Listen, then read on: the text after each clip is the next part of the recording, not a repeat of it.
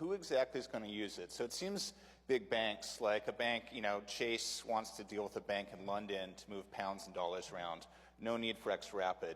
You're talking about the more sort of far-flung places where they might not have a correspondent bank or they don't hold the local currency, so they're going to use this stuff instead? Yeah.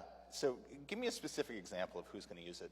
So one of the things we've always said is I don't think banks will be the first customers. We've talked about payment providers, and so we have run pilots out there with the MoneyGrams, Western Unions, Mercury FX, Qualix, a couple of others, and those are payment providers that have massive treasury operations. Using one random example, you have a payment provider that has hundreds of millions of dollars of negative working capital because they've taken their dollars or their pesos and they've pre-funded it, and they've pre-funded the account, so they go into Mexico. Once a week, let's say, they'll wire $10 million to Mexico and then debit along the way. Now, sometimes they overfund, sometimes they underfund.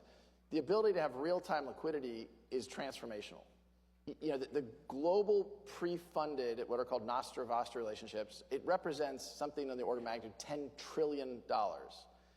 If we can make that more efficient and more useful, we can actually accelerate the engine of commerce kind of on a global basis. Ripple, from its earliest days, has talked about how do we enable an internet of value, and really enabling payments to move the way information moves today. And I think that's pretty dramatic. So drilling in, we've seen pilots with, I think, 6 different payment providers. I have publicly said we expect this year for at least one bank to use XRP in their payment flows, to use XRapid. Are you sticking to that this year? 100%. Okay.